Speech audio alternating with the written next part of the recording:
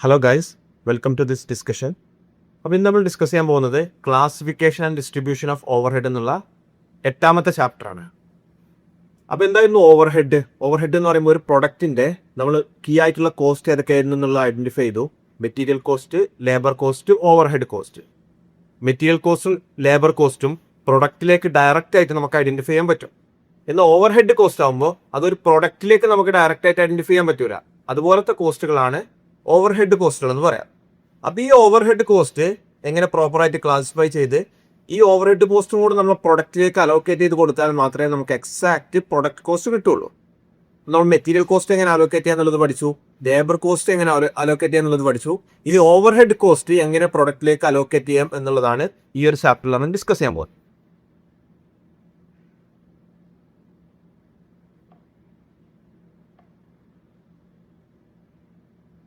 അപ്പോൾ ആദ്യമായിട്ട് എന്തായിരുന്നു ഓവർഹെഡ് കോസ്റ്റ്? നമ്മൾ ഓൾറെഡി പല പ്രാവശ്യം ഡിസ്കസ് ചെയ്ത് കഴിഞ്ഞാൽ ഓവർഹെഡ് കോസ്റ്റ് എന്ന് പറയുമ്പോൾ ഒരു പ്രൊഡക്റ്റിലേക്ക് ഡയറക്റ്റ് ആയിട്ട് നമുക്ക് ഐഡന്റിഫൈ ചെയ്യാൻ പറ്റാത്ത കോസ്റ്റുകളാണ്, അല്ലെങ്കിൽ ഏത് പ്രൊഡക്റ്റിന്റെ കോസ്റ്റാണ് നമുക്ക് കറക്റ്റ് ആയിട്ട് ഐഡന്റിഫൈ ചെയ്യാൻ പറ്റാത്ത ടൈപ്പ് കോസ്റ്റുകളാണ് ഓവർഹെഡ് കോസ്റ്റുകൾ. ഫോർ എക്സാമ്പിൾ, ഒരു കമ്പനീൻ്റെ മെയിൻ്റനൻസ് എക്സ്പെൻസുകൾ, ഇലക്ട്രിസിറ്റി, റെന്റ് എക്സ്പെൻസ്, മെഷീൻ്റെ ഡിപ്രിസിയേഷൻ, ഇതൊക്കെ ഓവർഹെഡ് എക്സ്പെൻസുകളാണ്. ഇതൊന്നും ഏത് പ്രൊഡക്റ്റ് പ്രൊഡ്യൂസ് ചെയ്തപ്പോഴാണ് നമുക്ക് ഈ എക്സാക്ട് കോസ്റ്റ്, ഏത് പ്രൊഡക്റ്റിനേക്കാണ് ഈ കോസ്റ്റ് എന്നുള്ളത് നമുക്ക് ഡയറക്റ്റ് ആയിട്ട് ഐഡന്റിഫൈ ചെയ്യാൻ പറ്റില്ല. അപ്പോൾ ഇതുപോലത്തെ കോസ്റ്റുകൾ നമ്മളൊരു സയന്റിഫിക് വേയിൽ പ്രൊഡക്റ്റിലേക്ക്, ഓരോ പ്രൊഡക്റ്റിലേക്കും അലോക്കേറ്റ് ചെയ്ത് കൊടുക്കുന്ന മെത്തേഡാണ് ആക്ച്വലി ഓവർഹെഡിന്റെ അലോക്കേഷൻ എന്ന് പറയുന്നത്.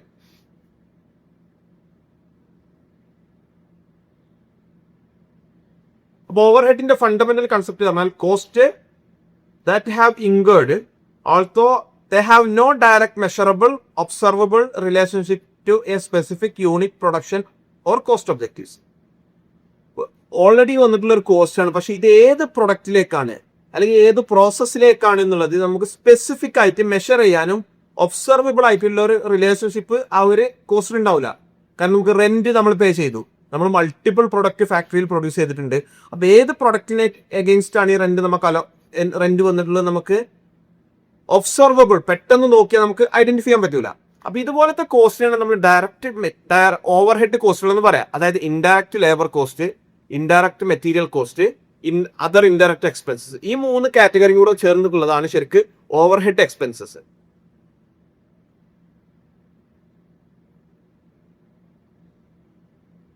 ഇനി ക്ലാസിഫിക്കേഷൻ ഓഫ് ഓവർഹെഡ് നോക്കാം. ഓവർഹെഡിന്റെ ക്ലാസിഫിക്കേഷൻ ഒന്ന് ഇൻഡയറക്റ്റ് മെറ്റീരിയൽ. ഡയറക്റ്റ് മെറ്റീരിയൽ എന്തായാലും നമ്മൾ ഓൾറെഡി പഠിച്ചു കഴിഞ്ഞു. ഡയറക്റ്റ് മെറ്റീരിയൽ എന്ന് പറയുമ്പോൾ പ്രൊഡക്റ്റിലേക്ക് ഡയറക്റ്റ് ആയിട്ട് ഐഡന്റിഫൈ ചെയ്യാൻ പറ്റുന്ന ടൈപ്പ് മെറ്റീരിയലാണ് ഡയറക്റ്റ് മെറ്റീരിയൽ. ഇപ്പോൾ നമ്മളൊരു ഷർട്ട് പ്രൊഡ്യൂസ് ചെയ്യാണ്, അതിൻ്റെ ക്ലോത്ത്, അതിൻ്റെ ബട്ടൺസ്, ഇതൊക്കെ ഡയറക്റ്റ് മെറ്റീരിയലാണ്. നമുക്ക് ഓരോ പ്രോഡക്റ്റിലേക്കും എത്ര വേണം എന്നുള്ളത് കറക്റ്റായിട്ട് ഐഡന്റിഫൈ ചെയ്യാൻ പറ്റും. പക്ഷേ അതേ സെയിം സമയത്ത് തന്നെ ആ ഒരു പ്രോസസ്സ് ചെയ്യുന്ന മെഷീൻ റിപ്പയർ ചെയ്യാനുള്ള ഗ്രീസ്, ഇത് ഏത് പ്രൊഡക്റ്റിലൊക്കെ നമുക്ക് ഐഡന്റിഫൈ ചെയ്യാൻ പറ്റില്ല. അപ്പൊ ഇതുപോലത്തെ ഓയില്, ഗ്രീസ്, സാൻഡ് പേപ്പർ, ഇതുപോലത്തെ എക്സ്പെൻസുകൾ ഉണ്ടാവും. ഇതുപോലത്തെ ഇൻഡയറക്റ്റ് മെറ്റീരിയൽസ് ആണ് ഇൻഡയറക്റ്റ് മെറ്റീരിയൽ ഓവർഹെഡ് എന്നുള്ള കാറ്റഗറിയിൽ വരുന്നത്. ഇനി indirect labour. For example, indirect ലേബറിൽ നമുക്ക് പറയാൻ പറ്റും, ഒരു മെഷീൻ ഡയറക്റ്റ് ഓപ്പറേറ്റ് ചെയ്യുന്ന ആൾക്കാർക്ക് എന്ത് ചെയ്യും നമുക്ക് അറിയാൻ പറ്റും അയാൾ ഏത് പ്രൊഡക്റ്റിന് വേണ്ടിയിട്ടാണ് വർക്ക് ചെയ്തിട്ടുള്ളത്.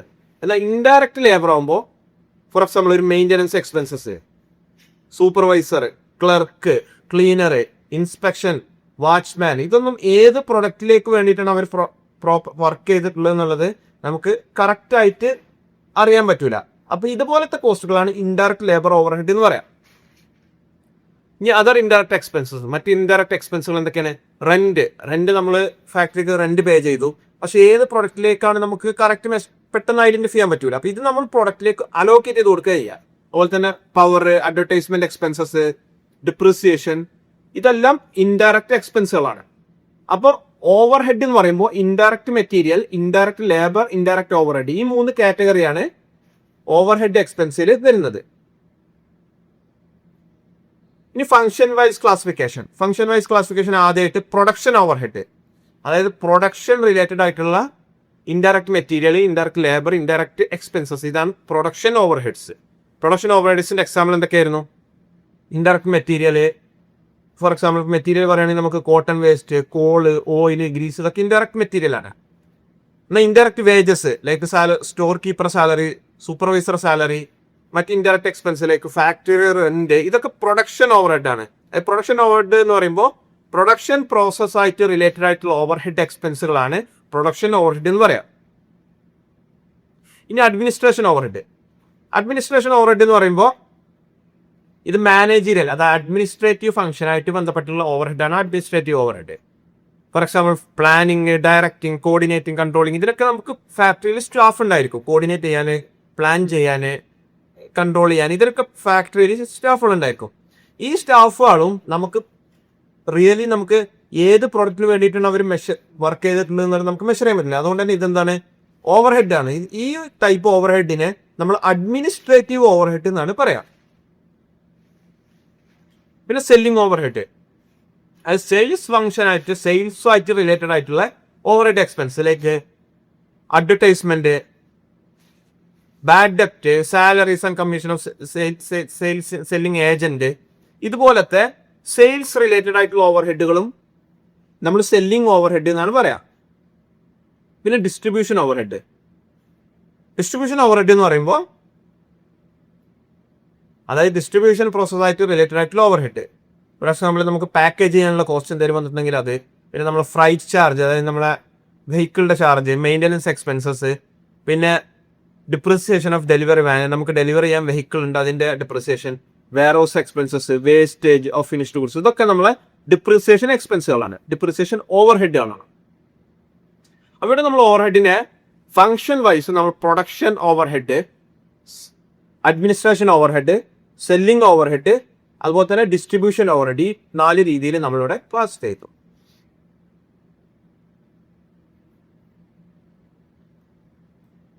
ഇനി നമുക്ക് ബിഹേവിയറൽ വൈസ് ക്ലാസിഫിക്കേഷൻ നോക്കാം. Behavioural wise classification fixed overhead, variable overhead, semi variable overhead, ഈ 3 കാറ്റഗറിയാണ് ബിഹേവിയറൽ വൈസ് നമ്മൾ ക്ലാസിഫൈ ചെയ്യുന്നത്. ഫിക്സ്ഡ് ഓവർഹെഡ് എന്ന് പറയുമ്പോൾ എന്താണ്? ഫിക്സ്ഡ് ഓവർഹെഡ് എന്ന് പറയുമ്പോൾ പ്രൊഡക്ഷൻ ആക്ടിവിറ്റി, ഇപ്പം നമ്മൾ 1000 യൂണിറ്റ് പ്രൊഡ്യൂസ് ചെയ്താലും 10,000 യൂണിറ്റ് പ്രൊഡ്യൂസ് ചെയ്താലും ഫിക്സ്ഡ് ആയിട്ടുള്ള കോസ്റ്റുകൾ ഉണ്ടാവും. അങ്ങനത്തെ കോസ്റ്റുകളെ നമ്മൾ ഫിക്സ്ഡ് ഓവർഹെഡ് എന്ന് പറയാം. ഫിക്സ്ഡ് ഓവർഹെഡിന് എന്തൊക്കെയായിരുന്നു എക്സാമ്പിൾ? ഒന്ന് റെന്റ്, പിന്നെ അഡ്മിനിസ്ട്രേഷൻ സ്റ്റാഫിന്റെ salary, legal expenses, bank charge, ഇതെല്ലാം ഫിക്സ്ഡ് ആണ്. നമ്മൾ കൂടുതൽ പ്രൊഡ്യൂസ് ചെയ്ത് കൂടുതൽ സെല് ചെയ്ത് കഴിഞ്ഞാലും കുറച്ച് പ്രൊഡ്യൂസ് ചെയ്ത് നമ്മൾ കുറച്ച് സെല് ചെയ്ത് കഴിഞ്ഞാലും ഫിക്സ്ഡ് ഓവർഹെഡ് എക്സ്പെൻസും എപ്പോഴും ആ സെയിം ലെവലിൽ തന്നെ അവിടെ ഉണ്ടാവും. അതാണ് ഫിക്സ്ഡ് ഓവർഹെഡ്. ഇനി വേരിയബിൾ ഓവർഹെഡ്. വേരിയബിൾ ഓവർഹെഡ് എന്ന് പറയുമ്പോൾ എന്താണ്? പ്രൊഡക്ഷൻ പ്രോസസ്സായിട്ട് ഡയറക്റ്റ് റിലേറ്റഡ് ആയിട്ടുള്ള ഓവർഹെഡ് ആണ് വേരിയബിൾ ഓവർഹെഡ്. അതായത് നമ്മൾ കൂടുതൽ പ്രൊഡ്യൂസ് ചെയ്ത് കഴിഞ്ഞാൽ വേരിയബിൾ ഓവർഹെഡ് കൂടും, നമ്മൾ കുറവേ പ്രൊഡ്യൂസ് ചെയ്യുന്നുള്ളൂ എങ്കിൽ വേരിയബിൾ ഓവർഹെഡ് കുറവായിരിക്കും. ഫോർ എക്സാമ്പിൾ ഇൻഡയറക്റ്റ് മെറ്റീരിയൽ, നമ്മൾ പ്രൊഡക്ഷന് വേണ്ടി വന്നിട്ടുള്ള fuel, power, stationery, salesman commission, ഇതൊക്കെ എന്താണ്? വേരിയബിൾ ഓവർഹെഡ് ആണ്. നമ്മൾ കൂടുതൽ പ്രൊഡ്യൂസ് ചെയ്ത് കൂടുതൽ സെൽ ചെയ്ത് കഴിഞ്ഞാൽ ഈ വേരിയബിൾ ഓവർഹെഡ് എക്സ്പെൻസ് കൂടും. അതുപോലെ തന്നെ ആക്ടിവിറ്റി ലെവലിനനുസരിച്ച് നമ്മൾ കുറവാണ് പ്രൊഡ്യൂസ് ചെയ്യുന്നതെങ്കിൽ ഈ വേരിയബിൾ ഓവർഹെഡും കുറവായിരിക്കും.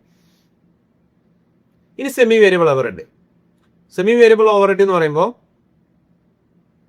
അപ്പോൾ തന്നെ ഇതിൽ പാർഷ്യലി വേരിയബിളും പാർഷ്യലി ഫിക്സ്ഡ് ആണ്.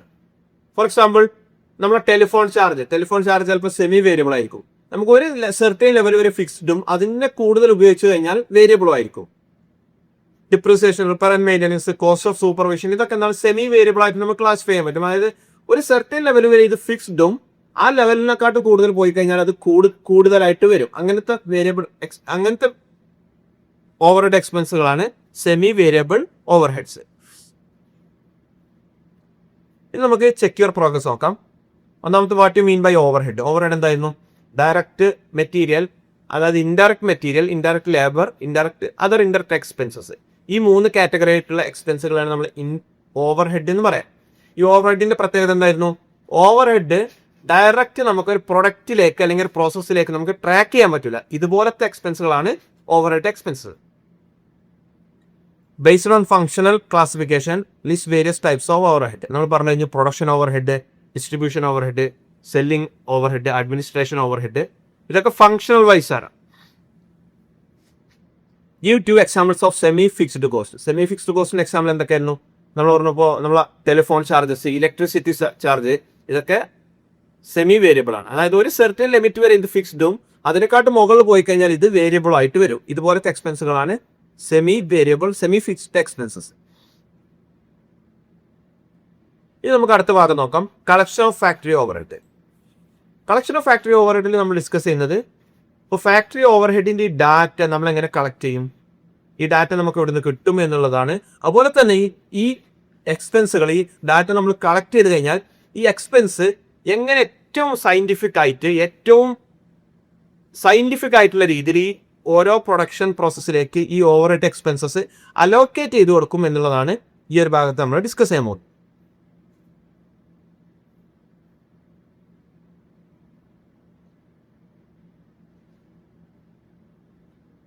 അതുപോലെ തന്നെ നമുക്ക് ഓരോ ഓവർഹെഡ് എക്സ്പെൻസസ് ഐഡന്റിഫൈ ചെയ്യാൻ വേണ്ടി, ഈസിലി ആയിട്ട് ഐഡന്റിഫൈ ചെയ്യാൻ വേണ്ടിയിട്ട് ഓരോ എക്സ്പെൻസും ഓരോ കോഡ് വെച്ചിട്ട് നമുക്ക് ക്ലാസിഫൈ ചെയ്യാൻ പറ്റും. ഇപ്പൊ നോർമലി കമ്പനീസ് ഒക്കെ ഈ മെത്തേഡാണ് ഉപയോഗിക്കുക. ഫോർ എക്സാമ്പിൾ R എന്നുള്ളത് റിപ്പയറിനുള്ളൊരു കോഡായിട്ട്, R1 എന്നുള്ളത് ചിലപ്പോൾ എന്തായാലും റിപ്പയർ ടു മെഷീനറി, R2 എന്നുള്ളത് റിപ്പയർ ടു ബിൽഡിംഗ്, R3 എന്നുള്ളത് റിപ്പയർസ് ടു വെഹിക്കിൾ. ഇതുപോലെ ഓരോ കോഡുകൾ നമുക്ക് ഉപയോഗിച്ചിട്ട് എന്ത് ചെയ്യും, ഓരോ എക്സ്പെൻസുകൾ റിപ്പോർട്ട് ചെയ്യുമ്പോൾ തന്നെ അത് ക്ലാസിഫൈ ചെയ്ത് വെക്കാൻ പറ്റും. അപ്പൊ ഇങ്ങനെ ക്ലാസിഫൈ ചെയ്ത് സയന്റിഫിക് ആയിട്ട് നമുക്ക് ക്ലാസിഫൈ ചെയ്ത് വെക്കുന്നതുകൊണ്ട് തന്നെ നമുക്ക് ഓവർഹെഡ് പ്രൊഡക്റ്റിലേക്ക് അലോക്കേറ്റ് ചെയ്ത് കൊടുക്കാൻ, ഏതൊക്കെ ഓവർഹെഡുകളാണ് ഏതൊക്കെ പ്രോസസ്സിലേക്കാണ് അല്ലെങ്കിൽ ഏതൊക്കെ പ്രൊഡക്റ്റിലേക്കാണ് അലോക്കേറ്റ് ചെയ്ത് കൊടുക്കേണ്ടത് എന്നുള്ളത് നമുക്ക് ഈസി ആയിട്ട് മനസ്സിലാക്കാൻ പറ്റും. ഇനി നമ്മൾ സോഴ്സും, ഈ ഓവർഹെഡ് എക്സ്പെൻസുകൾ നമുക്ക് എവിടെ നിന്നാണ്, ഇതിന്റെ സോഴ്സുകൾ എന്തൊക്കെയാണ്? ഒന്ന് ഇൻവോയ്സസ്, അതായത് നമ്മൾ സപ്ലയേഴ്സ് നമുക്ക് എന്തെങ്കിലും തന്നിട്ടുള്ള ഇൻവോയ്സസ്. ഫോർ എക്സാമ്പിൾ നമുക്ക് കുറച്ച് ഇൻഡയറക്റ്റ് മെറ്റീരിയൽ ഒരു സപ്ലയർ സപ്ലൈ ചെയ്തിട്ടുണ്ട്, അപ്പൊ അതിന് അഗേൻസ്റ്റ് ഇൻവോയ്സ് ഉണ്ടാവും. ആ ഇൻവോയ്സ് ആണ് എന്ത്, ഈ ഒരു ഓവർഹെഡ് എക്സ്പെൻസ് കളക്ട് ചെയ്യാനുള്ള ഒരു സോഴ്സ്. പിന്നെ സ്റ്റോർ റിക്വിസിഷൻ എന്ന് പറയുമ്പോൾ എന്തെങ്കിലും ഇൻഡയറക്റ്റ് മെറ്റീരിയലായി സ്റ്റോറിന് സപ്ലൈ ചെയ്തിട്ടുണ്ടെങ്കിൽ അത് സ്റ്റോർ റിക്വിസിഷന്റെ ബേസിലായിരിക്കും. സ്റ്റോർ റിക്വിസിഷൻ എന്തായിരുന്നു? സ്റ്റോറിലേക്ക് പ്രൊഡക്ഷൻ ഡിപ്പാർട്ട്മെന്റ് പ്രോസസ് ചെയ്യുന്ന ഒരു ഡോക്യുമെന്റ് ആണ്. ഇത്ര മെറ്റീരിയൽ വേണമെന്ന് റിക്വസ്റ്റ് ചെയ്തുകൊണ്ട് സ്റ്റോറിലേക്ക് പ്രോസസ് ചെയ്യുന്ന മെറ്റീരിയലാണ് സ്റ്റോർ റിക്വിസിഷൻ. ഈ സ്റ്റോർ റിക്വിസിഷൻ എന്താണ്? സ്റ്റോർ റിക്വിസിഷനിലൂടെ ഓരോ ഡിപ്പാർട്ട്മെന്റും അല്ലെങ്കിൽ ഓരോ ഫംഗ്ഷനും എത്ര ഇൻഡയറക്റ്റ് മെറ്റീരിയൽ കൺസ്യൂം ചെയ്തു എന്നുള്ളത് നമുക്ക് ഐഡന്റിഫൈ ചെയ്യാൻ പറ്റും. അപ്പൊ അതിന്റെ ബേസിൽ നമുക്ക് എത്ര കോസ്റ്റ് വന്നിട്ടുള്ളത് നമുക്ക് ഐഡന്റിഫൈ ചെയ്യാൻ പറ്റും. പിന്നെ wage analysis book. Four example നമുക്ക് ഇൻഡയറക്റ്റ് ലേബർ എത്ര ഉണ്ട് ഐഡന്റിഫൈ ചെയ്യണമെന്നുണ്ടെങ്കിൽ നമുക്ക് വേജ് റെക്കോർഡുകളാണ് നമുക്ക് നോക്കേണ്ടത്. ഫോർ എക്സാമ്പിൾ ഇൻഡയറക്റ്റ് വേജ് എത്ര വന്നിട്ടുണ്ട്, ഓവർ ടൈം എത്ര വന്നിട്ടുണ്ട്, അതുപോലെ തന്നെ ബോണസ് എത്ര വന്നിട്ടുണ്ട്. ഇതുപോലത്തെ എക്സ്പെൻസുകൾ നമുക്ക് ഐഡന്റിഫൈ ചെയ്യാൻ വേണ്ടിയിട്ട് നമ്മൾ വേജ് ബുക്കാണ് നോക്കുക. പിന്നെ ക്യാഷ് ബുക്ക്. സപ്പോസ് ചില എക്സ്പെൻസുകൾ നമുക്ക് ഡയറക്റ്റ് ക്യാഷ് ആയിട്ടായിരിക്കും നമ്മൾ പേ ചെയ്തിട്ടുണ്ടാവുക. അപ്പൊ ഇതുപോലെ പേ ചെയ്തത് നമുക്ക് എന്ത് ചെയ്യണം, ഇത് അറിയണമെന്നുണ്ടെങ്കിൽ നമ്മുടെ ക്യാഷ് ബുക്ക്, അതായത് ടോട്ടൽ ക്യാഷ് ഇൻഫ്ലോ എത്രയാണ്, ടോട്ടൽ ക്യാഷ് ഔട്ട്ഫ്ലോ എത്രയാണ് എന്ന് നോക്കിക്കഴിഞ്ഞാൽ ഈ ഔട്ട്ഫ്ലോയിൽ നമുക്ക് നോക്കിക്കഴിഞ്ഞാൽ ഈ ഓവർഹെഡ് കാറ്റഗറിയിലേക്ക് എന്തെങ്കിലും ഔട്ട്ഫ്ലോ വന്നിട്ടുണ്ടോ എന്നുള്ളത് നമുക്ക് അറിയാൻ പറ്റും.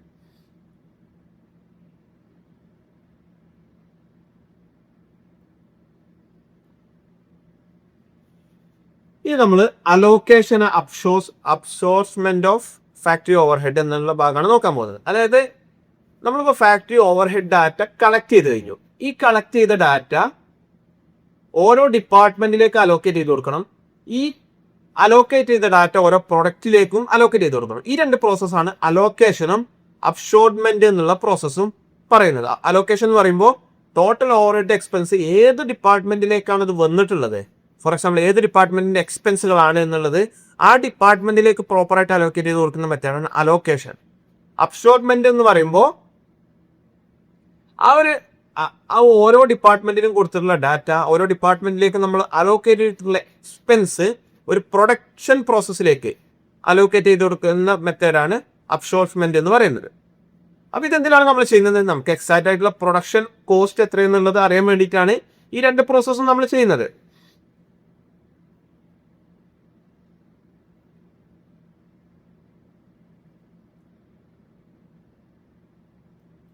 ഫോർ എക്സാമ്പിൾ അലോക്കേഷൻ എന്താണ് നമ്മൾ ജസ്റ്റ് ഡിസ്കസ് ചെയ്ത് കഴിഞ്ഞേ ഉള്ളൂ. ഫോർ എക്സാമ്പിൾ ഒരു എന്തെങ്കിലും എക്സ്പെൻസുകൾ വന്നിട്ടുണ്ട്. ഇപ്പൊ ഈ എക്സ്പെൻസ് ഏത് ഡിപ്പാർട്ട്മെന്റിലേക്കാണ് ഈ എക്സ്പെൻസ് വന്നിട്ടുള്ളത്? ഫോർ എക്സാമ്പിൾ നമുക്ക് ക്യാൻറ്റീനിൽ നിന്ന് കുറച്ച് എക്സ്പെൻസ് വന്നിട്ടുണ്ട്, അതിന് പ്രൊഡക്ഷൻ ഡിപ്പാർട്ട്മെന്റിലേക്ക് എത്ര എക്സ്പെൻസ്, പ്രൊഡക്ഷൻ റിലേറ്റഡ് എത്ര എക്സ്പെൻസ് വന്നിട്ടുണ്ട്, പ്രൊഡക്ഷൻ ഡിപ്പാർട്ട്മെന്റിന്റെ എത്ര എക്സ്പെൻസ് ഉണ്ട്, അതുപോലെ മെയിൻ്റനൻസ് ഡിപ്പാർട്ട്മെന്റിന്റെ എത്ര എക്സ്പെൻസ് ഉണ്ട്, സർവീസ് ഡിപ്പാർട്ട്മെന്റിന്റെ എത്ര എക്സ്പെൻസ് ഉണ്ട്, IT ഡിപ്പാർട്ട്മെന്റിന്റെ എത്ര എക്സ്പെൻസ് ഉണ്ട്. ഇത് നമ്മൾ ഓരോ കോസ്റ്റിനും ഈ ഓരോ ഡിപ്പാർട്ട്മെന്റിലേക്ക് ഈ കോസ്റ്റ് അലോക്കേറ്റ് ചെയ്ത് കൊടുക്കുന്ന മെത്തേഡാണ് അലോക്കേഷൻ എന്ന് പറയുന്നത്. പിന്നെ അപ്പോർഷൻമെന്റ് എന്ന് പറയുമ്പോൾ നമ്മളിപ്പോൾ ഓരോ പ്രൊഡക്ഷനിലേക്ക് ഇത്ര അലോക്കേറ്റ് ചെയ്ത് കൊടുത്തു, മെയിൻ്റനൻസിലേക്ക് ഇത്ര അലോക്കേറ്റ് ചെയ്ത് കൊടുത്തു, മറ്റ് പ്രോസസ്സിലേക്ക് IT-ലേക്ക് ഇത്ര അലോക്കേറ്റ് ചെയ്ത് കൊടുത്തു, സർവീസ് ഡിപ്പാർട്ട്മെന്റിലേക്ക് ഇത്ര അലോക്കേറ്റ് ചെയ്ത് കൊടുത്തു. ഈ അലോക്കേറ്റ് ചെയ്ത ടോട്ടൽ കോസ്റ്റ് നമുക്ക് ഫൈനലായിട്ട് ഇത് പ്രൊഡക്റ്റിലേക്ക് അപ്ലൈ ചെയ്യേണ്ടതുണ്ട്. എങ്കിൽ മാത്രമേ നമുക്ക് പ്രൊഡക്റ്റ് കോസ്റ്റ് അറിയാൻ പറ്റുള്ളൂ. അപ്പൊ ഈ കോസ്റ്റുകൾ പ്രൊഡക്റ്റ് കോസ്റ്റിലേക്ക് അലോക്കേറ്റ് ചെയ്യുന്ന മെത്തേഡാണ് അപ്പോർഷൻമെന്റ് എന്ന് പറയുന്നത്.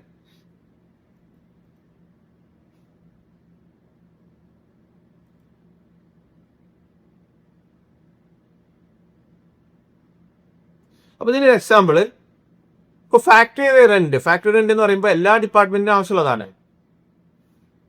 അപ്പൊ ഇത് നമ്മൾ എങ്ങനെ ഓരോ പ്രൊഡക്റ്റിലേക്കും ഓരോ ഡിപ്പാർട്ട്മെന്റിലേക്കും ചെയ്യും. ഫോർ എക്സാമ്പിൾ ഒരു ഫ്ലോർ, ഓരോ ഡിപ്പാർട്ട്മെന്റും എത്ര ഫ്ലോർ ഏരിയ യൂസ് ചെയ്യുന്നുണ്ട് എന്ന് നോക്കി കഴിഞ്ഞാൽ നമുക്ക് എന്തെങ്കിലും എത്ര ഫാക്ടറി റെന്റ് ഓരോ ഡിപ്പാർട്ട്മെന്റിലേക്ക് അലോക്കേറ്റ് ചെയ്ത് കൊടുക്കണം എന്നുള്ളത് നമുക്കറിയാൻ പറ്റും. ഇതുപോലെ ഇത് സയന്റിഫിക് മെത്തേഡ് ആയിരിക്കും. ഇപ്പോൾ ഇലക്ട്രിസിറ്റി നോക്കുകയാണ്, ഒരു മെഷീന് കൂടുതൽ ഇലക്ട്രിസിറ്റി കൺസ്യൂം ചെയ്യുന്നുണ്ട്, അങ്ങനെയാണെങ്കിൽ ആ മെഷീനിന് നമ്മൾ കൂടുതൽ ഇലക്ട്രിസിറ്റി കോസ്റ്റ് അലോക്കേറ്റ് ചെയ്ത് കൊടുക്കേണ്ടി വരും. അതുപോലെ തന്നെ റിപ്പയർസ് ആൻഡ് മെയിൻ്റനൻസ്, ഒരു മെഷീൻ അല്ലെങ്കിൽ ഒരു ഡിപ്പാർട്ട്മെന്റിന് കൂടുതൽ റിപ്പയർസ് ആൻഡ് മെയിൻ്റനൻസ് ആവശ്യമായിട്ട് വരുന്നുണ്ട്. അങ്ങനെയാണെങ്കിൽ റിപ്പയർസ് ആൻഡ് മെയിൻ്റനൻസിന്റെ കൂടുതൽ ഭാഗം ആ ഒരു ഡിപ്പാർട്ട്മെന്റിലേക്ക് അലോക്കേറ്റ് ചെയ്ത് കൊടുക്കേണ്ടി വരും. ഇതിന്റെ അലോക്കേഷന്റെ ഏറ്റവും ബേസിക് ആയിട്ടുള്ള ഒരു പ്രിൻസിപ്പിൾ എന്താണെന്ന് വെച്ചാൽ, ഓരോ ഡിപ്പാർട്ട്മെന്റും എത്ര ആ ഒരു കോഴ്സിൽ നിന്ന് ബെനിഫിറ്റ് എടുക്കുന്നുണ്ട്. ഇപ്പൊ ചില ഡിപ്പാർട്ട്മെന്റ് IT കൂടുതൽ ഉപയോഗിക്കുന്നുണ്ടാവും, അങ്ങനെയാണെങ്കിൽ IT എക്സ്പെൻസ് കൂടുതൽ അവർക്ക് അലോക്കേറ്റ് ചെയ്ത് കൊടുക്കേണ്ടി വരും. അപ്പൊ ഇതുപോലെ ഓരോ ഡിപ്പാർട്ട്മെന്റും എത്ര ആ ഒരു സർവീസിൽ നിന്ന് അല്ലെങ്കിൽ ആ ഒരു ഫംഗ്ഷനിൽ നിന്ന് ബെനിഫിറ്റ് എടുക്കുന്നുണ്ട് എന്നുള്ളതിന്റെ ബേസിലാണ് ഈ ഒരു അപ്പോർഷൻമെന്റ് നമ്മൾ ചെയ്യുന്നത്. അപ്പൊ അതിന്റെ കുറച്ച് പ്രിൻസിപ്പിൾസ് നോക്കാം. ഒന്ന് ആക്ച്വൽ ബെനിഫിറ്റ് നമ്മൾ എന്തായിരുന്നു, ഓരോ ഫംഗ്ഷനിൽ നിന്നും ഓരോ ഡിപ്പാർട്ട്മെന്റിനും എത്ര ബെനിഫിറ്റ് കിട്ടുന്നുണ്ട്. ഫോർ എക്സാമ്പിൾ റെന്റ് നോക്കിക്കഴിഞ്ഞാൽ ഒരു 5 ഡിപ്പാർട്ട്മെന്റ് ഉണ്ട്. ഏത് ഡിപ്പാർട്ട്മെന്റാണ് കൂടുതൽ സ്പേസ് യൂസ് ചെയ്യുന്നത് അവർക്ക് നമുക്ക് കൂടുതൽ റെന്റ് അലോക്കേറ്റ് ചെയ്ത് കൊടുക്കാൻ പറ്റും, അല്ലെങ്കിൽ അവർക്ക് നമുക്ക് കൂടുതൽ റെന്റ് അസൈൻ ചെയ്യാൻ പറ്റും. അതിന് പൊട്ടൻഷ്യൽ ബെനിഫിറ്റ്. അതുപോലെ തന്നെ ആ ഒരു എത്ര പൊട്ടൻഷ്യൽ ബെനിഫിറ്റ്, ഫോർ എക്സാമ്പിൾ ഇപ്പൊ ലൈറ്റിംഗ് കോസ്റ്റ് നമ്മൾ ലൈറ്റിങ്ങിന്റെ കോസ്റ്റ് വന്നു, അതിന് ഏത് ഡിപ്പാർട്ട്മെന്റാണ് കൂടുതൽ ബെനിഫിറ്റ് ഉണ്ടാവുക ആ ഒരു പ്രോസസ്സിൽ നിന്ന്, അപ്പൊ അതിന്റെ ബേസിൽ ആ ഒരു കോസ്റ്റ് നമുക്ക് അലോക്കേറ്റ് ചെയ്ത് കൊടുക്കാൻ പറ്റും. ഫോർ എക്സാമ്പിൾ സ്പെസിഫിക് ക്രൈറ്റീരിയ, അതുപോലെ തന്നെ നമ്മൾ സയന്റിഫിക് ആയിട്ട്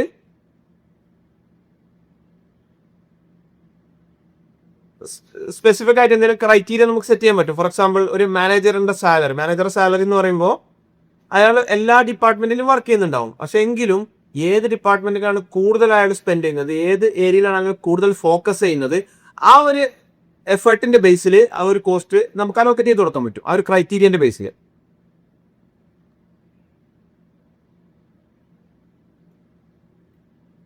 അതുപോലെ തന്നെ എബിലിറ്റി ടു പേ, ആ ഒരു നമ്മൾ അലോക്കേറ്റ് ചെയ്ത് കൊടുക്കുന്ന ഡിപ്പാർട്ട്മെന്റിന് ഇത് കൺസിഡർ ചെയ്യാൻ, ഈ കോസ്റ്റ് പേ ചെയ്യാനുള്ള അല്ലെങ്കിൽ ഈ കോസ്റ്റ് അക്കോമഡേറ്റ് ചെയ്യാനുള്ള കപ്പാസിറ്റി എത്രത്തോളം ഉണ്ട് എന്നുള്ളത് നമ്മൾ കൺസിഡർ ചെയ്യണം.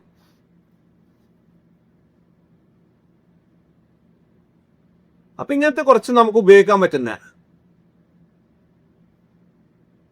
അപ്പോർഷൻമെന്റിന് നമുക്ക് ഉപയോഗിക്കാൻ പറ്റുന്ന കുറച്ച് ബേസിക് ആണ് ഇവിടെ പറയുന്നത്. For example rent, tax, insurance, depreciation, ഇതുപോലത്തെ കോസ്റ്റിന് നമുക്ക് എന്ത് ചെയ്യും, ഫ്ലോർ ഏരിയ എക്യുപ്പൈഡ്, ഓരോ ഡിപ്പാർട്ട്മെന്റും അല്ലെങ്കിൽ ഓരോ കാറ്റഗറിയും എത്ര ഫ്ലോർ ഏരിയ കൺസ്യൂം ചെയ്യുന്നുണ്ട് അതിന്റെ ബേസിൽ നമുക്ക് അലോക്കേറ്റ് ചെയ്ത് തുടങ്ങാൻ പറ്റും. പിന്നെ canteen, welfare expenses, time keeping, personal office, ഇതൊക്കെ നമുക്ക് എന്ത് ചെയ്യും, നമ്പർ ഓഫ് എംപ്ലോയീസ്, ഓരോ ഡിപ്പാർട്ട്മെന്റിലും എത്ര എംപ്ലോയീസ് ഉണ്ട്. ഇപ്പൊ കൂടുതൽ എംപ്ലോയീസ് ഉള്ള ഡിപ്പാർട്ട്മെന്റിന് കൂടുതൽ കോസ്റ്റ് അലോക്കേറ്റ് ചെയ്ത് കൊടുക്കാൻ പറ്റും. പിന്നെ depreciation, repairs and maintenance, insurance, ഇതെന്തായാലും ഓരോ മെഷീൻ വാല്യൂ, ഇപ്പോൾ കൂടുതൽ വാല്യൂ ഉള്ള മെഷീൻ ഉപയോഗിക്കുന്ന ഡിപ്പാർട്ട്മെന്റിന് കൂടുതൽ ഡിപ്രിസിയേഷൻ നമ്മൾ അലോക്കേറ്റ് ചെയ്ത് കൊടുക്കേണ്ടി വരും. പിന്നെ പവർ, സ്റ്റീം കൺസംഷൻ, ഇതൊക്കെ എന്തായി, എത്ര മെഷീൻ എത്ര സ്റ്റീം ഉപയോഗിക്കുന്നുണ്ട്, എത്ര പവർ ഉപയോഗിക്കുന്നുണ്ട്, ഇതിന്റെ ബേസിൽ നമുക്ക് അലോക്കേറ്റ് ചെയ്ത് കൊടുക്കാൻ പറ്റും. പിന്നെ സ്റ്റോർ കീപ്പിംഗ്, മെറ്റീരിയൽ ഹാൻഡ്ലിംഗ്, ഇതിന്റെ എത്ര വാല്യൂ ഓഫ് മെറ്റീരിയൽ, ഓരോ ഡിപ്പാർട്ട്മെന്റിലും എത്ര വാല്യൂ ഓഫ് മെറ്റീരിയൽ സ്റ്റോറിൽ കീപ്പ് ചെയ്യുന്നുണ്ട്, അതിന്റെ ബേസിൽ നമുക്ക് ഇത് അലോക്കേറ്റ് ചെയ്ത് കൊടുക്കാൻ പറ്റും. ഇന്റേണൽ ട്രാൻസ്പോർട്ടേഷൻ, ഇപ്പൊ നമ്പർ ഓഫ് റിക്വസിഷൻ, വെയിറ്റ്, ഇതിന്റെ ഒക്കെ ബേസിൽ നമുക്ക് അലോക്കേറ്റ് ചെയ്ത് കൊടുക്കാൻ പറ്റും. പിന്നെ കോമ്പൻസേഷൻ ടു വർക്കേഴ്സ്, ഇത് നമുക്ക് എന്താ ഡയറക്റ്റ് വേജിന്റെ ബേസിൽ നമുക്ക് അലോക്കേറ്റ് ചെയ്ത് കൊടുക്കാൻ പറ്റും. For example provident fund, holiday pay, ഇതൊക്കെ നമുക്ക് എന്താ ഡയറക്റ്റ് വേജിന്റെ ബേസിൽ നമുക്ക് അലോക്കേറ്റ് ചെയ്ത് കൊടുക്കാൻ പറ്റും. ഇത് നമുക്ക് എന്ത് ചെയ്യാം, preparation of overhead distribution summary, അതായത് ഓവർ ഹെഡ്, ഇപ്പം നമ്മൾ ഈ ഓവർ ഹെഡിന്റെ ഡിസ്ട്രിബ്യൂഷൻ സമ്മറി എങ്ങനെയാണ് പ്രിപ്പയർ ചെയ്യുന്നത് എന്നുള്ളത് നോക്കാം. അതായത് ഈ ഓവർ ഹെഡ് നമ്മൾ അൾട്ടിമേറ്റ്ലി നമുക്ക് പ്രൊഡക്റ്റിലേക്ക് ചാർജ് ചെയ്യേണ്ടതുണ്ട്, എങ്കിൽ മാത്രമേ നമ്മൾ എക്സാക്ട് പ്രൊഡക്റ്റ് കോസ്റ്റ് എത്രയെന്നുള്ളത് നമുക്ക് ഐഡന്റിഫൈ ചെയ്യാൻ പറ്റൂ.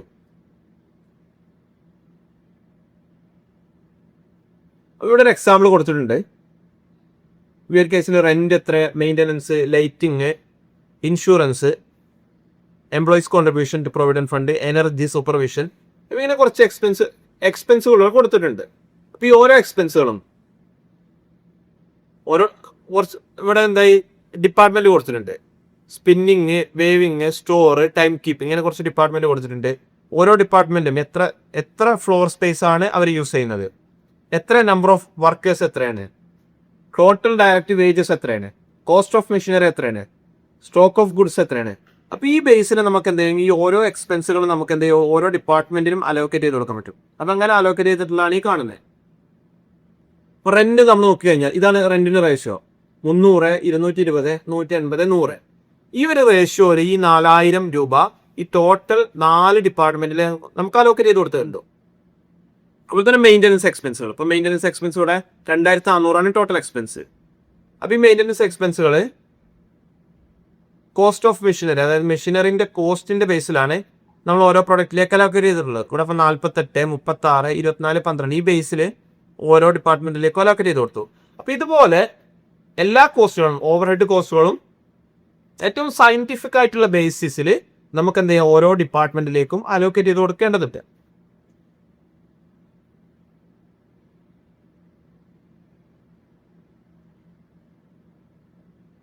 പിന്നെ അതുപോലെ തന്നെ apportionment of service department cost, അതായത് സർവീസ് ഡിപ്പാർട്ട്മെന്റിന്റെ കോസ്റ്റ്. അത് സർവീസ് ഡിപ്പാർട്ട്മെന്റ് എന്ന് പറയുമ്പോൾ അവർ ഒന്നും പ്രൊഡ്യൂസ് ചെയ്യുന്നില്ല. അപ്പൊ അവരെ കോസ്റ്റ്, അവർക്ക് അലോക്കേറ്റ് ചെയ്തിട്ടുള്ള കോസ്റ്റ് ഇത് പ്രൊഡക്ഷൻ ഡിപ്പാർട്ട്മെന്റിലേക്ക് തന്നെ വീണ്ടും അലോക്കേറ്റ് ചെയ്ത് കൊടുക്കേണ്ടതുണ്ട്. കാരണം എങ്കിൽ മാത്രമേ നമുക്ക് ഫൈനൽ കോസ്റ്റ് എത്രയെന്നുള്ള അറിയാൻ പറ്റുള്ളൂ. നമ്മൾ ഈ പ്രോസസ്സ് എല്ലാം ചെയ്യുന്നത് നമ്മുടെ ഫൈനൽ പ്രൊഡക്ഷൻ കോസ്റ്റ് അല്ലെങ്കിൽ പ്രൊഡക്റ്റ് കോസ്റ്റ് എത്രയെന്നുള്ളത് അറിയാൻ വേണ്ടിയിട്ടാണ്. അപ്പൊ ഇത് അറിയണമെന്നുണ്ടെങ്കിൽ നമ്മൾ സർവീസ് ഡിപ്പാർട്ട്മെന്റിന് അലോക്കേറ്റ് ചെയ്തെടുത്ത കോസ്റ്റ് കൂടെ നമ്മൾ തിരിച്ച് പ്രൊഡക്ഷൻ ഡിപ്പാർട്ട്മെന്റിലേക്ക് അലോക്കേറ്റ് ചെയ്ത് കൊടുക്കേണ്ടതുണ്ട്. അപ്പൊ അതിനുള്ള കുറച്ച് മെത്തേഡ്സുകളാണ്. സർവീസ് ഡിപ്പാർട്ട്മെന്റിന്റെ കോസ്റ്റ് അലോക്കേറ്റ് ചെയ്ത് കൊടുക്കാനുള്ള കുറച്ച് മെത്തേഡ്സുകളാണ് ഈ പറയുന്നത്. ഓക്കെ, അത് നമുക്ക് എന്ത് ചെയ്യാം, ആദ്യം 2 രീതിയിലാണ്. എന്ത് ചെയ്യാം, ഫസ്റ്റത്തെ മെത്തേഡ് എന്ന് പറയുമ്പോൾ നമ്മൾ എല്ലാ കോസ്റ്റും സർവീസ് ഡിപ്പാർട്ട്മെന്റ് കോസ്റ്റ് പ്രൊഡക്ഷൻ ഡിപ്പാർട്ട്മെന്റിൽ മാത്രമേ നമ്മൾ അലോക്കേറ്റ് ചെയ്തെടുക്കുന്നുള്ളൂ. ഈ ഒരു മെത്തേഡാണ്.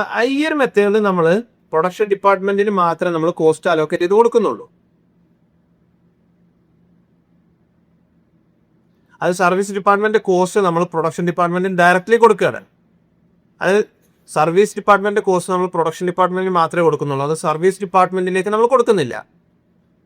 അപ്പം ഫോർ എക്സാമ്പിൾ മെയിൻ്റനൻസ് കോസ്റ്റ്, നമുക്ക് 3 ഡിപ്പാർട്ട്മെന്റ് എന്ന് വിചാരിക്കാം. എ പ്രൊഡക്ഷൻ ഡിപ്പാർട്ട്മെന്റ്, ബി എന്നുള്ളതും പ്രൊഡക്ഷൻ ഡിപ്പാർട്ട്മെന്റ്, സി എന്നുള്ളത് സർവീസ് ഡിപ്പാർട്ട്മെന്റ്. പക്ഷേ ഈ ഒരു കേസിൽ നമ്മൾ സർവീസ് ഡിപ്പാർട്ട്മെന്റിലേക്ക് നമ്മൾ അലോക്കേറ്റ് ചെയ്ത് കൊടുക്കുന്നില്ല. ഇനി എന്താണ് രണ്ടാമത്തെ മെത്തേഡ് ഈ ഒരു മെത്തേഡാണ് to production department and service department. അതായത് നമ്മൾ ഈ ഒരു കോസ്റ്റ്, ഫോർ എക്സാമ്പിൾ നമ്മൾ മെയിൻ്റനൻസിന് കുറച്ച് കോസ്റ്റ് വന്നിട്ടുണ്ട്, നമ്മൾ എക്കും ചെയ്യുന്നു ബിക്കും ചെയ്യുന്നു, ഇത് രണ്ടും പ്രൊഡക്ഷൻ ഡിപ്പാർട്ട്മെന്റ് ആണ്.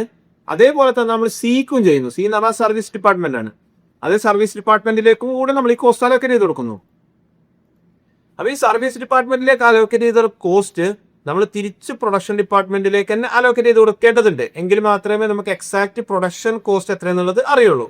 അപ്പൊ അതിനുള്ള 2 മെത്തേഡാണ് non reciprocal method, reciprocal method. ഇങ്ങനെ 2 മെത്തേഡാണ് ഈ സർവീസ് ഡിപ്പാർട്ട്മെന്റിലേക്ക് അലോക്കേറ്റ് ചെയ്ത് കൊടുത്ത കോസ്റ്റ് തിരിച്ച് പ്രൊഡക്ഷൻ ഡിപ്പാർട്ട്മെന്റിലേക്ക് തന്നെ അലോക്കേറ്റ് ചെയ്ത് കൊടുക്കുന്ന മെത്തേഡ്.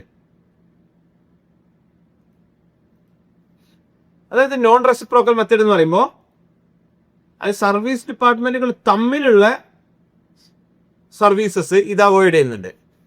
അതായത് ഒരു സർവീസ് ഡിപ്പാർട്ട്മെന്റിൽ നിന്ന് മറ്റ് സർവീസ് ഡിപ്പാർട്ട്മെന്റിലേക്ക് ഇത് അലോക്കേറ്റ് ചെയ്ത് കൊടുക്കില്ല. എന്നാൽ റെസിപ്രോക്കൽ മെത്തേഡ് എന്ന് പറയുമ്പോൾ ഒരു സർവീസ് ഡിപ്പാർട്ട്മെന്റിൽ നിന്ന് മറ്റ് സർവീസ് ഡിപ്പാർട്ട്മെന്റിലേക്ക് കൂടെ ഇത് അലോക്കേറ്റ് ചെയ്ത് കൊടുക്കും. ഇതിന്റെ റെസിപ്രോക്കലിന്റെ ഫോക്കസ് സർവീസ് ഡിപ്പാർട്ട്മെന്റിൽ നിന്ന് പ്രൊഡക്ഷനിലേക്ക് അലോക്കേറ്റ് ചെയ്ത് കൊടുക്കും. എന്നാൽ നോൺ റെസിപ്രോക്കൽ മെത്തേഡ് ആകുമ്പോൾ സർവീസ് ഡിപ്പാർട്ട്മെന്റിൽ നിന്ന് സർവീസ് ഡിപ്പാർട്ട്മെന്റിലേക്ക് തന്നെ കോസ്റ്റ് അലോക്കേറ്റ് ചെയ്ത് കൊടുക്കും. അതുപോലെ തന്നെ പ്രൊഡക്ഷൻ ഡിപ്പാർട്ട്മെന്റിലേക്കും കോസ്റ്റ് അലോക്കേറ്റ് ചെയ്ത് വെക്കും. ഇനി കോസ്റ്റിന്റെ ഡിസ്ട്രിബ്യൂഷൻ ആക്യുറസി നോക്കുകയാണെങ്കിൽ നോൺ റെസിപ്രോക്കല് ലെസ് ആക്യുറേറ്റ് ആണ്.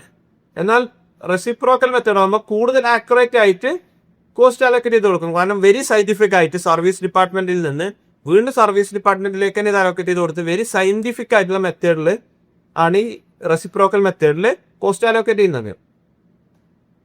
എന്നാൽ കോംപ്ലക്സിറ്റി നോക്കുകയാണെങ്കിൽ എത്രത്തോളം എളുപ്പമാണ് ഇത് ചെയ്യാൻ നോക്കുകയാണെങ്കിൽ നോൺ റെസിപ്രോക്കൽ മെത്തേഡ് സിമ്പിൾ ആണ് compared to reciprocal method. Reciprocal method ആകുമ്പോൾ നമ്മൾ എല്ലാ കോസ്റ്റും സർവീസ് ഡിപ്പാർട്ട്മെന്റിലേക്ക് അലോക്കേറ്റ് ചെയ്ത് കൊടുക്കണം. ആ സർവീസ് ഡിപ്പാർട്ട്മെന്റിൽ നിന്ന് വീണ്ടും നമുക്ക് പ്രൊഡക്ഷനിലേക്ക് തന്നെ ഇത് ആഡ് ചെയ്ത് കൊടുക്കേണ്ടത്.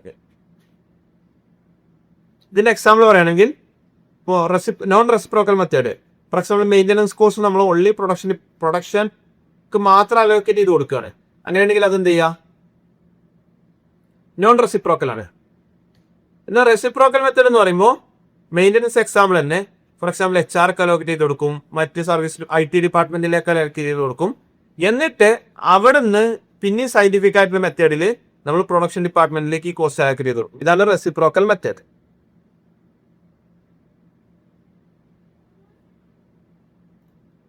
ഇനി റെസിപ്രോക്കൽ മെത്തേഡിൽ അതായത് നമ്മൾ സർവീസ് ഡിപ്പാർട്ട്മെന്റിൽ നിന്ന് സർവീസ് ഡിപ്പാർട്ട്മെന്റിലേക്ക് തന്നെ കോസ്റ്റ് അലോക്കേറ്റ് ചെയ്ത് കൊടുത്ത് അത് വീണ്ടും പ്രൊഡക്റ്റ് കോസ്റ്റിലേക്ക് അലോക്കേറ്റ് ചെയ്ത് കൊടുക്കുന്ന രണ്ട് മെത്തേഡുകളാണ്. ഒന്ന് simultaneous equation method, trial and error method. ഈ രണ്ട് മെത്തേഡ് വഴിയാണ് നമ്മൾ റെസിപ്രോക്കൽ മെത്തേഡിൽ നിന്ന് നമ്മൾ എന്ത് ചെയ്യുക വീണ്ടും പ്രൊഡക്ഷനിലേക്ക് തന്നെ കോസ്റ്റ് അലോക്കേറ്റ് ചെയ്ത് കൊടുക്കുന്നത്. അതായത് സൈമിൾട്ടേനിയസ് ഇക്വേഷൻ എന്ന് പറയുമ്പോൾ നമ്മൾ ഇവിടെ ഒരു ഇക്വേഷൻ നമ്മൾ ജനറേറ്റ് ചെയ്യും. അതായത് ഓരോ ഡിപ്പാർട്ട്മെന്റിന്റെയും എത്ര ഓരോ സർവീസ് യൂസ് ചെയ്യുന്നുണ്ട്, അതുപോലെ തന്നെ ഓരോ ഡിപ്പാർട്ട്മെന്റ് മറ്റ് സർവീസ് ഡിപ്പാർട്ട്മെന്റിൽ നിന്നൊക്കെ എത്ര സർവീസ് യൂസ് ചെയ്യുന്നുണ്ട് എന്നതിന്റെ ബേസിൽ നമ്മളൊരു ഇക്വേഷൻ ഡെവലപ്പ് ചെയ്ത് ആ ഇക്വേഷൻ അപ്ലൈ ചെയ്തിട്ടാണ് സൈമിൾട്ടേനിയസ് ഇക്വേഷൻ മെത്തേഡിൽ നമ്മൾ കോസ്റ്റ് അലോക്കേറ്റ് ചെയ്ത് കൊടുക്കുന്നത്. എന്നാൽ ട്രയൽ ആൻഡ് എറർ മെത്തേഡ് എന്ന് പറയുമ്പോൾ നമ്മളൊരു ഗസ് ചെയ്യുക, ഒരു ബെസ്റ്റ് ആയിട്ടുള്ള ഗസ് ചെയ്തിട്ട് നമ്മൾ കോസ്റ്റ് അലോക്കേറ്റ് ചെയ്ത് കൊടുക്കും. ഈ ട്രയൽ ആൻഡ് എറർ മെത്തേഡ് തന്നെ ചിലപ്പോൾ എന്ത് ചെയ്യും, അത് 100% ആക്യുറേറ്റ് ആയിക്കോളണമെന്നില്ല. എന്നാൽ സൈമിൾട്ടേനിയസ് ഇക്വേഷൻ മെത്തേഡ് ആകുമ്പോൾ അക്യുറസി 100% ആയിരിക്കും. ഇതിൽ മെത്തേഡ് എന്തായാലും ഒരു ആൽജിബ്രിക് ഇക്വേഷൻ ആണ് സൈമിൾട്ടേനിയസ് ഇക്വേഷൻ മെത്തേഡിൽ നമ്മൾ ഡെവലപ്പ് ചെയ്യുന്നത്. എന്നാൽ ട്രയൽ ആൻഡ് എറർ മെത്തേഡിൽ നമ്മൾ എന്ത് ചെയ്യും, ഓരോന്ന് ട്രൈ ചെയ്ത് നമ്മളെ ബെസ്റ്റ് ഗസ്സിന്റെ ബേസിൽ നമ്മൾ ട്രൈ ആൻഡ് എറർ എന്നുള്ള മെത്തേഡാണ് ഫോക്കസ് ചെയ്തത്. സൈമിൾട്ടേനിയസ് ഇക്വേഷൻ മെത്തേഡ് അതിന്റെ കോംപ്ലക്സിറ്റി നോക്കുകയാണെങ്കിൽ അത് മോഡറേറ്റ് ആണ്. എന്നാൽ ട്രയൽ ആൻഡ് എറർ എന്ന് പറയുമ്പോൾ അത് ഈസി ആണ്, പക്ഷേ ചിലപ്പോൾ കൂടുതൽ ടൈം കൺസ്യൂം ചെയ്യും. എന്നാൽ സൈമിൾട്ടേനിയസ് ഇക്വേഷൻ മെത്തേഡ് ആകുമ്പോൾ നമുക്ക് വളരെ പെട്ടെന്ന് അലോക്കേറ്റ് ചെയ്ത് നമുക്ക് ആ ഇക്വേഷൻ പ്രോപ്പറായിട്ട് സെറ്റ് ചെയ്ത് കഴിഞ്ഞാൽ പിന്നെ നമ്മൾ ആ ഇക്വേഷൻ അപ്ലൈ ചെയ്യുക എന്നുള്ളത് മാത്രമേ ചെയ്യേണ്ടതുള്ളൂ. എന്നാൽ ട്രയൽ ആൻഡ് എറർ മെത്തേഡ് ആകുമ്പോൾ ചിലപ്പോൾ എന്തെങ്കിലും കൂടുതൽ സമയം എടുക്കും, സ്പീഡ് കുറവായിരിക്കും. കാരണം എന്ത് ചെയ്യും, നമ്മൾ ഒരു പ്രാവശ്യം ട്രൈ ചെയ്ത് ട്രയൽ ആൻഡ് എറർ ആകുമ്പോൾ നമ്മൾ ഒരു പ്രാവശ്യം ട്രൈ ചെയ്യേണ്ടി വരും, ചിലപ്പോൾ എറർ വരും, ഇതൊന്നും കൂടെ ട്രൈ ചെയ്യേണ്ടി വരും, ചിലപ്പോൾ അതും എറർ വരും. അങ്ങനെ നമ്മളിങ്ങനെ ഓരോ ട്രൈ ആൻഡ് എറർ നമ്മൾ ഓരോ പ്രാവശ്യം ഇങ്ങനെ ചെയ്ത് അത് എഫക്റ്റീവ് നമ്മൾ ഏറ്റവും ബെസ്റ്റ് ലെവലിലേക്ക് എത്തിക്കുന്ന മെത്തേഡാണ് trial and error. Best for exam and precise answer, നമുക്ക് എക്സാക്റ്റ് ആയിട്ട് അതിനുള്ള ആൻസറും നമുക്ക് അല്ലെങ്കിൽ അലോക്കേഷൻ വേണമെന്നുണ്ടെങ്കിൽ നമുക്ക് സൈമിൾട്ടേനിയസ് ഇക്വേഷൻ മെത്തേഡാണ് ഉപയോഗിക്കുക. ട്രയൽ ആൻഡ് എറർ മെത്തേഡ് ആകുമ്പോൾ നമുക്ക് ബേസിക് അണ്ടർസ്റ്റാൻഡിങ് ഉണ്ടെങ്കിൽ, നമുക്ക് ആ പ്രൊഡക്ഷനെ അല്ലെങ്കിൽ പ്രോസസ്സിനെ കുറിച്ച് ബേസിക് അണ്ടർസ്റ്റാൻഡിങ് ഉണ്ടെങ്കിൽ ട്രയൽ ആൻഡ് എറർ മെത്തേഡാണ് ഉപയോഗിക്കുക. അപ്പോൾ അതിൻ്റെ ഡീറ്റെയിൽസ് ആണ് ഈ ഒരു ഭാഗത്ത് കൊടുത്തിട്ടുള്ളത്.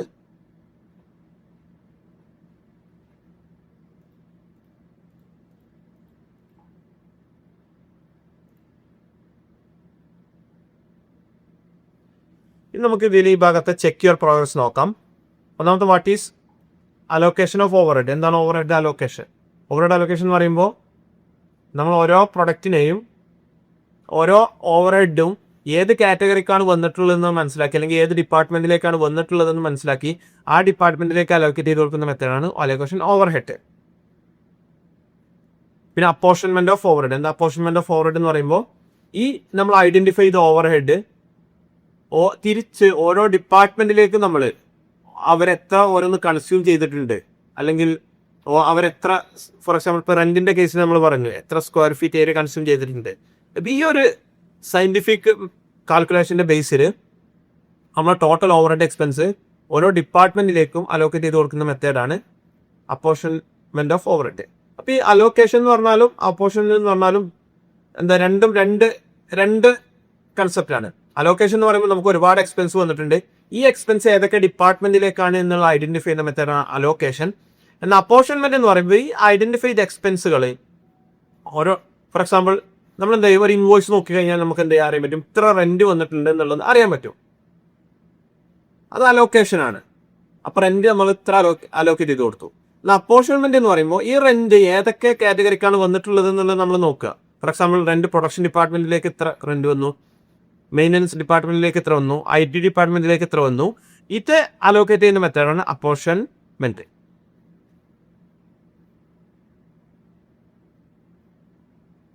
What is reapportionment? Explain different methods of secondary distribution. നമ്മൾ ഓൾറെഡി ഇവിടെ പറഞ്ഞു കഴിഞ്ഞു. റെസിപ്രോക്കലും നോൺ റെസിപ്രോക്കൽ മെത്തേഡും, അതുപോലെ തന്നെ റെസിപ്രോക്കൽ മെത്തേഡിൽ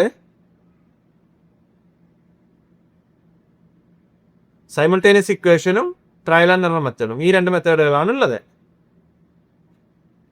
ഓക്കെ, ഇനി നമുക്ക് എന്ത് ചെയ്യാം, ഈ ഒരു ഭാഗം സമ്മപ്പ് ചെയ്യാം. നമ്മളൊന്ന് ഡിസ്കസ് ചെയ്തത് ഓവർ ഹെഡ് എന്നുള്ളത് എന്താണെന്നുള്ളതായിരുന്നു. ഓവർ ഹെഡ് എന്ന് പറയുമ്പോൾ total indirect material, indirect labour, indirect over head, ഈ എക്സ്പെൻസുകളാണ് നമ്മൾ ഓവർ ഹെഡ് എക്സ്പെൻസുകൾ എന്ന് പറയാം. ഈ ഓവർ ഹെഡ് എക്സ്പെൻസുകൾ പ്രൊഡക്ഷൻ കോസ്റ്റിന്റെ ഭാഗമാണ്. അപ്പോൾ ഇത് എഫക്റ്റീവായിട്ട് സയന്റിഫിക് ആയിട്ടുള്ള വേയിൽ പ്രൊഡക്ഷനിലേക്ക് അല്ലെങ്കിൽ പ്രൊഡക്റ്റിലേക്ക് അലോക്കേറ്റ് ചെയ്ത് കൊടുക്കേണ്ടതുണ്ട്. അപ്പോൾ ഈ ഒരു പ്രോസസ്സിന് വേണ്ടിയിട്ടാണ് നമ്മൾ ഓവർ ഹെഡ് അലോക്കേഷനും അപ്പോർഷൻമെന്റും നമ്മൾ ചെയ്യുന്നത്.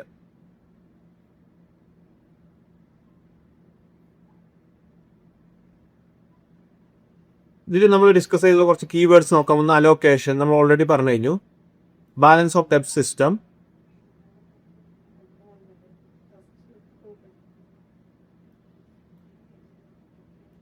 ബാലൻസ് ഓഫ് ഡെപ്റ്റ് സിസ്റ്റം നമ്മൾ മുന്നത്തെ ചാപ്റ്ററിലായിരുന്നു ഡിസ്കസ് ചെയ്തിട്ടുള്ളത്. A system of wage payment under which workman is paid on basis of piece rate subject to minimum. അതായത് നമ്മൾ മുന്നേ ഡിസ്കസ് ചെയ്തിട്ടുള്ളായിരുന്നു. നമ്മൾ ബാലൻസ് ഓഫ് വേജ് സിസ്റ്റം എന്ന് പറയുമ്പോൾ പീസ് റേറ്റിലാണ് നമ്മൾ കൺസിഡർ ചെയ്യുക. എന്നാൽ ഒരു മിനിമം വേജ് മീറ്റ് ചെയ്തിട്ടില്ലെങ്കിൽ ടൈം റേറ്റിലും കൂടെ നമ്മൾ കാൽക്കുലേറ്റ് ചെയ്യും. കോമൺ കോസ്റ്റ് എന്തൊക്കെയാണെന്ന് നമ്മൾ ഡിസ്കസ് ചെയ്ത് കഴിഞ്ഞു. ഇത് നമ്മൾ കഴിഞ്ഞ ചാപ്റ്ററിലാണ് ഡിസ്കസ് ചെയ്തത്. പിന്നെ റീ അബ്സോർഷൻമെന്റ്, അതായത് എന്തെയും സെക്കൻഡറി ഡിസ്ട്രിബ്യൂഷൻ, അതായത് നമ്മൾ സർവീസ് ഡിപ്പാർട്ട്മെന്റിലേക്ക് അലോക്കേറ്റ് ചെയ്തിട്ടുള്ള കോസ്റ്റ് തിരിച്ച് പ്രൊഡക്ഷൻ ഡിപ്പാർട്ട്മെന്റിലേക്ക് സയന്റിഫിക് ആയിട്ടുള്ള വേല അലോക്കേറ്റ് ചെയ്യുന്ന മെത്തേഡാണ് റീ അപ്പോർഷൻമെന്റ് ഓഫ് എന്ന് പറയുന്നത്. ഈ ടൈം വേജ് സിസ്റ്റം ഈ ചാപ്റ്ററിലുള്ള നമ്മൾ മുന്നത്തെ ചാപ്റ്ററിലായിരുന്നു ഡിസ്കസ് ചെയ്തിട്ടുണ്ടായിരുന്നു.